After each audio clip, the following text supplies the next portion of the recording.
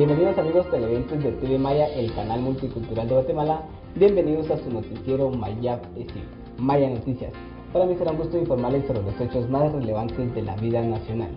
Les compartimos nuestra página de Facebook TV Maya ALMG para que nos compartan sus comentarios y sugerencias. Iniciamos con nuestros títulos. Corte de Constitucionalidad resuelve a favor de pueblos indígenas. Se conoce esa autonomía de las autoridades ancestrales y la autoridad de estas autoridades ancestrales para poder actuar, sin ninguna ambigüedad. Analistas políticos exigen fiscalización de recursos de partidos políticos. De los procesos democráticos en Guatemala hoy por hoy no son explicables si no lo consideramos el tema del financiamiento, ya sea el público o el privado. Familias del Valle de Polochic en alto riesgo ante incumplimiento gubernamental. Vamos a tomar la decisión que el gobierno no cumpla con nosotros en el Valle de Polochic.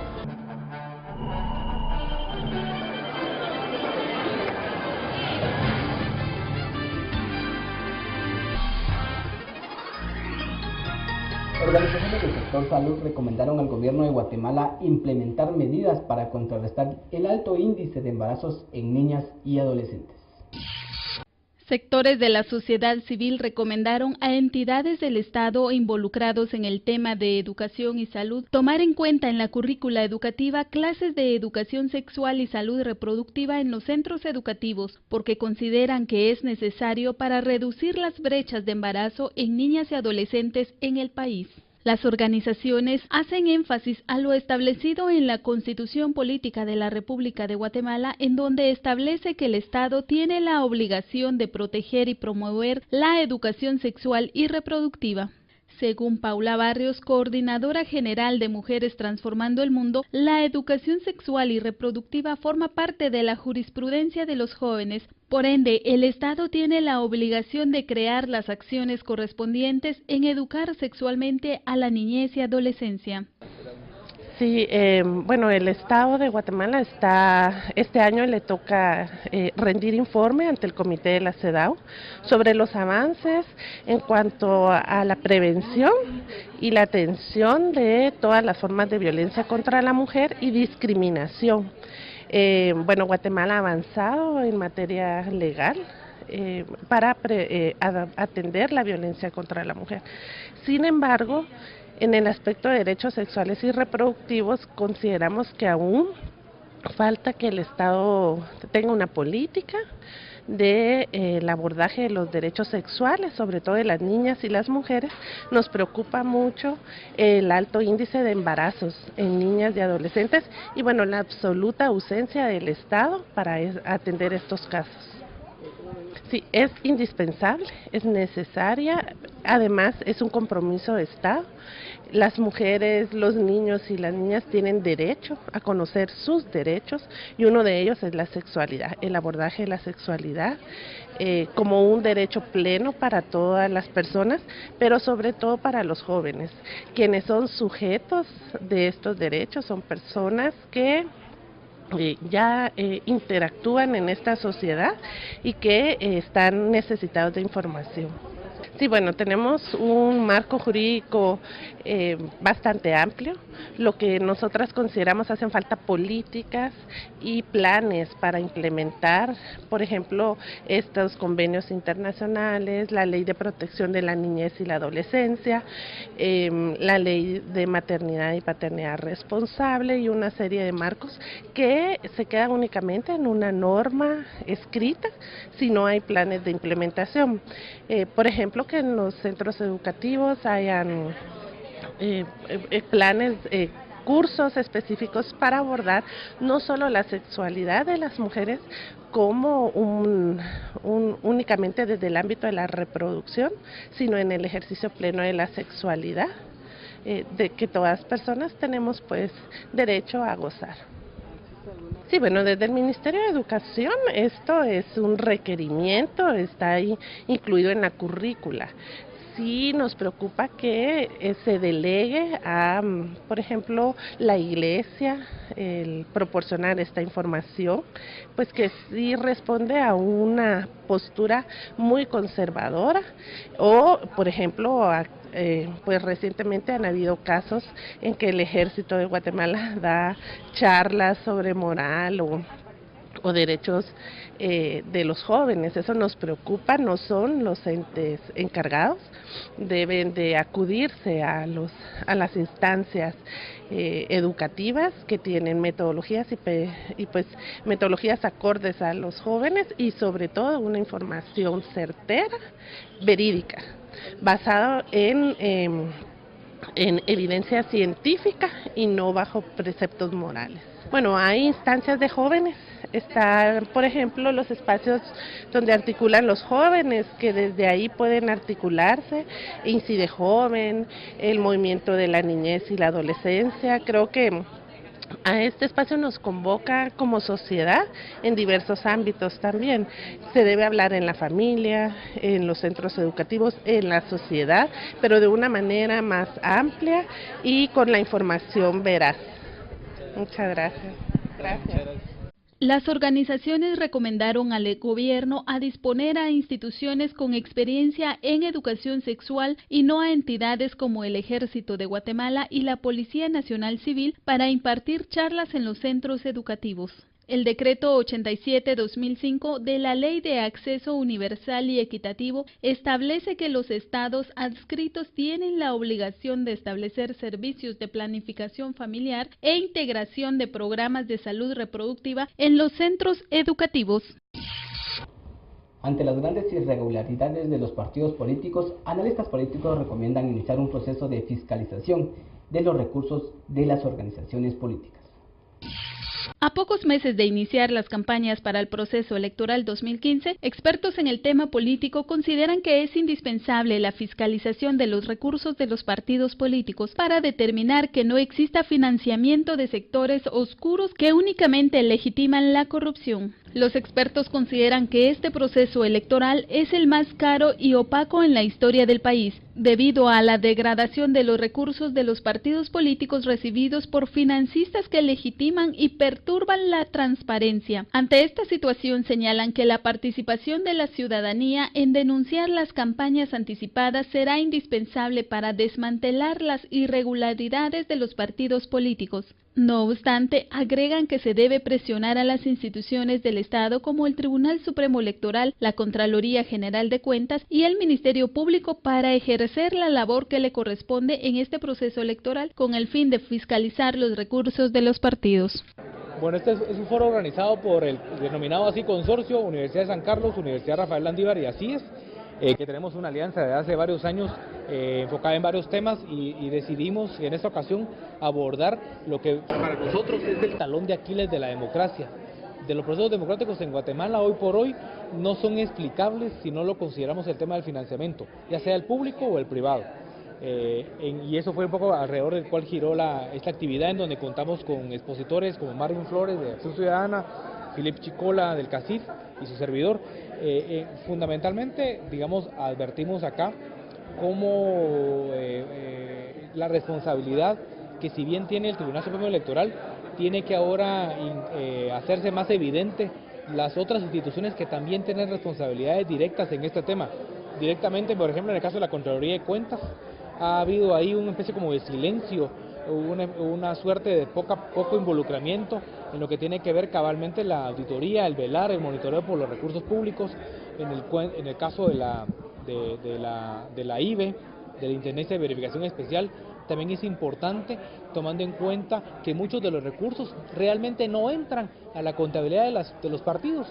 No es cierto eso, sino que aquí en el foro quedó dibujado que cada vez más se está aumentando los fondos hacia los candidatos y que por lo tanto eso le da mayor opacidad y que a lo más que podemos aspirar, digamos, es el cumplimiento de elementos muy formales, pero que en nada va a suponer controlar el origen, el destino de esos recursos. Como digo, públicos y privados. En el caso de los recursos privados quedó claro en evidencia, digamos, cómo este proceso electoral 2015 seguramente va a ser el más caro en la historia política del país, pero también el más opaco, es decir, el menos sujeto de controles y que por lo tanto la ciudadanía también tenemos una responsabilidad importante de no elegir a aquellos funcionarios que se buscan la reelección y que evidentemente pueden estar implicados en actos de corrupción, de enriquecimiento ilícito, porque han utilizado para propios fines los fondos públicos.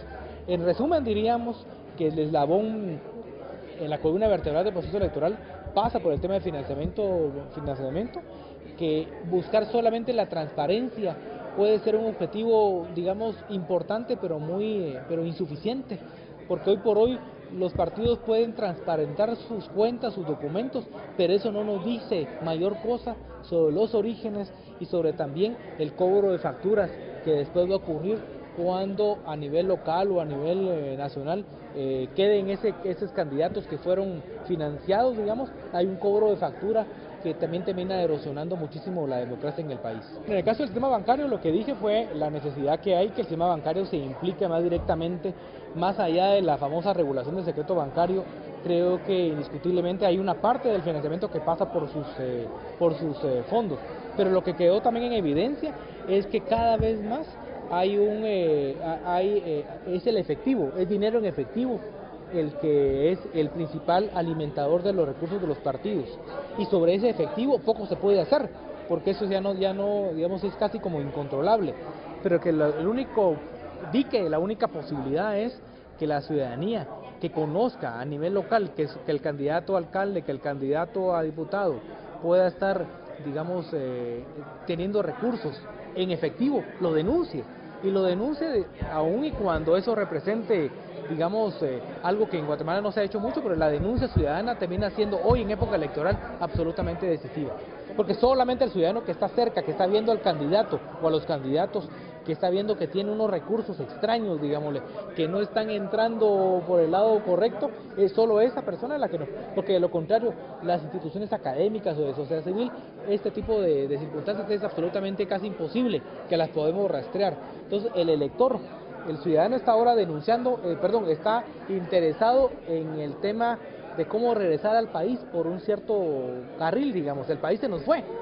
Y en buena medida se nos fue de las manos porque tenemos ese financiamiento que es como el aceite, el que está aceitando una democracia electoral insuficiente que tenemos por país. Entonces, si queremos regresar al país por un canal, digamos, por una senda, necesitamos que el ciudadano en este tema de financiamiento electoral se involucre más activamente y no descargue solamente en el Tribunal Supremo Electoral. Honestamente sería especular, digamos, de mencionarte una cifra, pero a como van las cosas, no es muy difícil, digamos, de poder afirmar con antelación ese escenario de ser una elección cada vez más cara y cada vez más cara, digamos, no solamente por el costo, sino por la factura que queda pendiente después de las elecciones. Eso lo hace que se encarezca todavía más, es decir, que la factura electoral tiene vitalidad en el tiempo. Ya no solo se trata de financiar campañas, sino que estamos comprometiendo al país cada vez más a mediano o largo plazo, digamos. Bueno, yo en lo particular, digamos, en mi ponencia decía eso, en una pregunta que me hacían, planteaba que es importante que el tribunal eleve su voz cada vez más, porque hoy por hoy, hace un par de días, creo que ayer, puso más sanciones, pero entonces nos encontramos en un ping-pong inefectivo.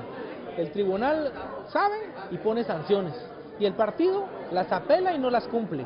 Entonces, más sanciones es igual a nada, digamos. Al contrario, es un ping-pong inefectivo, le llamo yo. Y por lo tanto creo que cancelación de un partido debería ser además un hecho histórico fundamental, especialmente si se cancelara partidos, digámosle, fuertes, no de esos chiquititos, sino un poco fuertes. Esto podría sentar, digamos, un precedente histórico que podría ser el tribunal actual ser muy congruente con lo que ha intentado. Es decir, este tribunal se le reconoce que ha tenido valentía, que ha tenido ganas de hacer cosas, pero a veces ha tenido momentos de ocaso, de timidez. Una cancelación podría ser algo que también legitime y le dé autonomía, independencia y autoridad fundamentalmente al Tribunal Supremo. Hasta el momento, el Tribunal Supremo Electoral ha determinado que el límite del techo presupuestario de los partidos para las propagandas es de 57 millones de quetzales. Sin embargo, los expertos demuestran su preocupación porque señalan que existen organizaciones políticas que han llegado al límite y el Tribunal Supremo Electoral no ha dado el banderazo de las convocatorias a elecciones.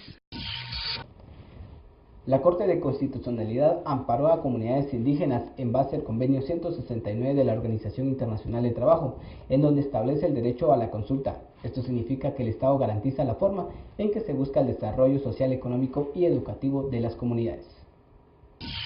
El fallo de la Corte de Constitucionalidad en el que ampara a las comunidades y alcalde indígena de Cotzal ante la decisión del Ministerio de Energía y Minas de haber autorizado la construcción de torres y el paso de energía de alto voltaje en el territorio Ixil es una noticia alentadora para las comunidades indígenas debido a que a partir de ahora es necesario que se realice la consulta a los pueblos indígenas y el impacto ambiental y ellos decidir de qué forma buscarán el desarrollo social, económico y productivo de sus comunidades.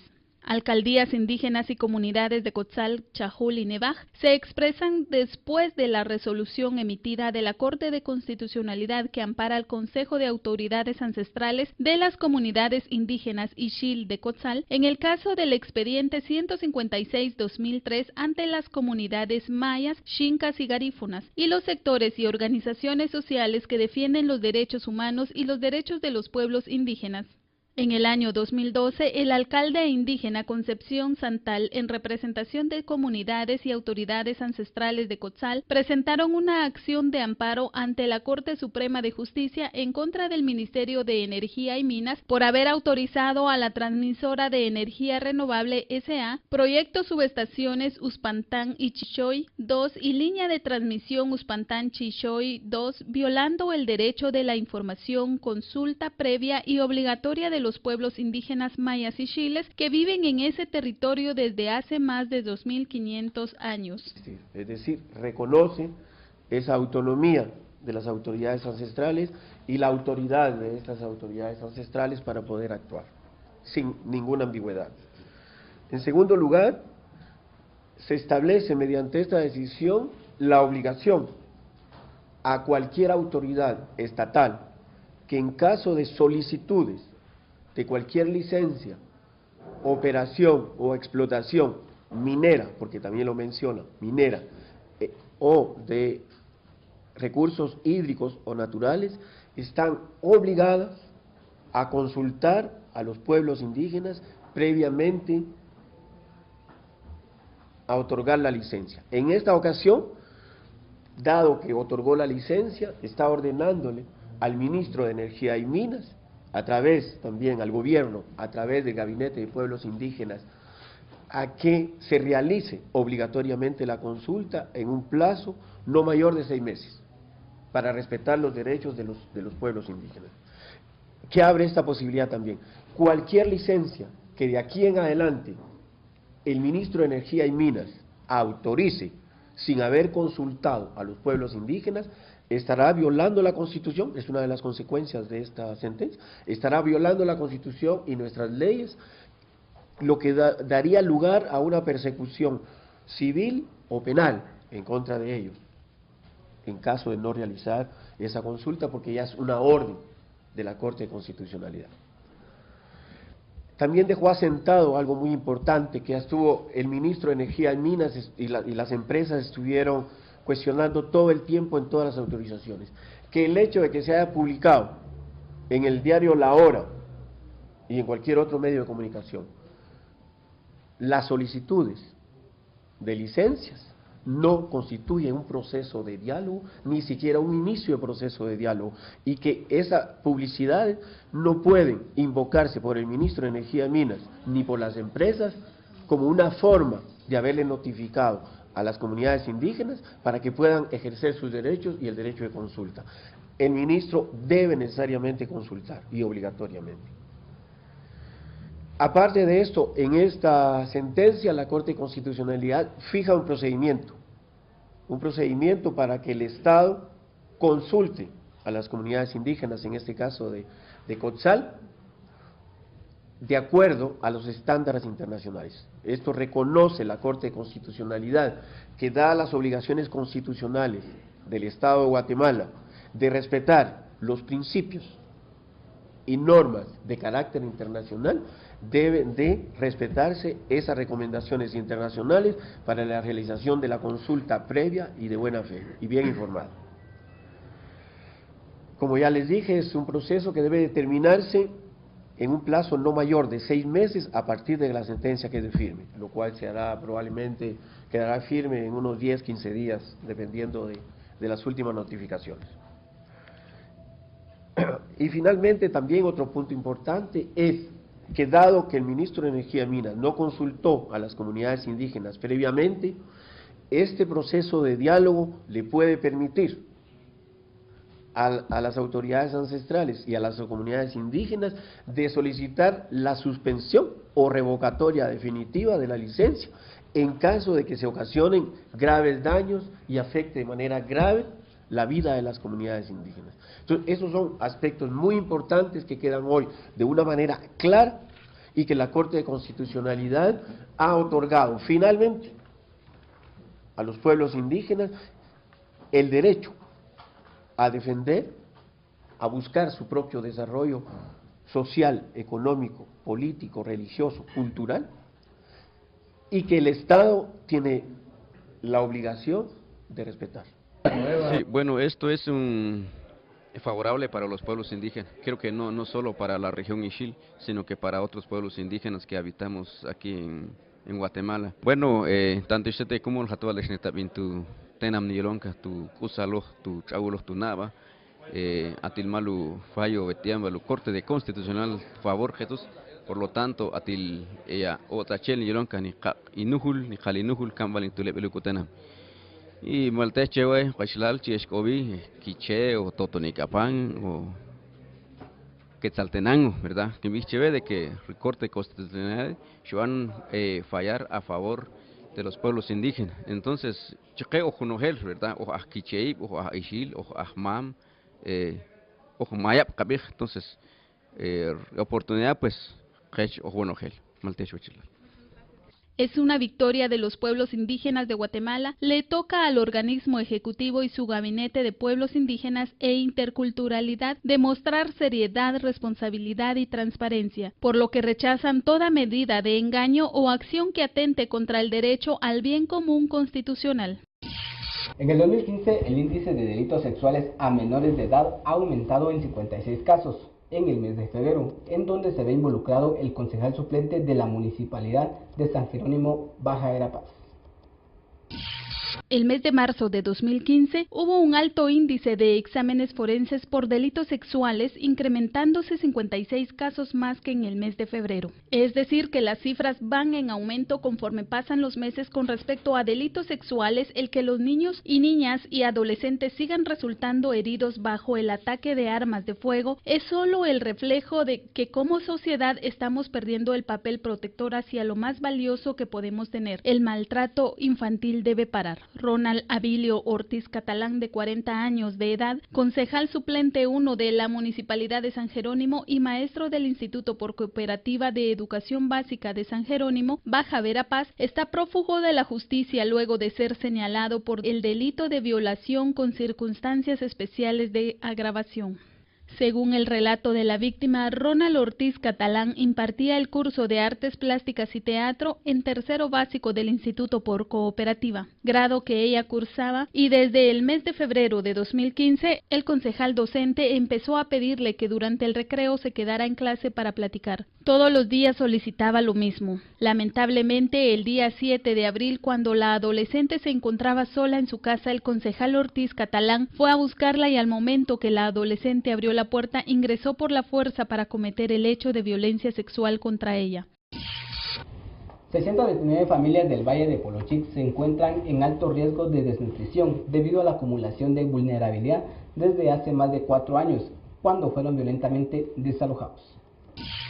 Representantes de las familias desalojadas expresaron que el presidente Pérez Molina se comprometió en reiteradas ocasiones a entregarles tierras a estas familias. Aún no se ha logrado ningún otro asentamiento digno del resto de familias desalojadas. A las familias les preocupa que durante jornadas médicas realizadas del 17 al 24 de marzo pasado por la Cruz Roja Guatemalteca y del Comité Internacional de la Cruz Roja, se detectó a través de una evaluación clínica al menos 12 casos de niños y niñas menores de 5 años y 6 mayores de esa edad con posible desnutrición aguda y crónica. Asimismo, expresan sus demandas ante los medios de comunicación.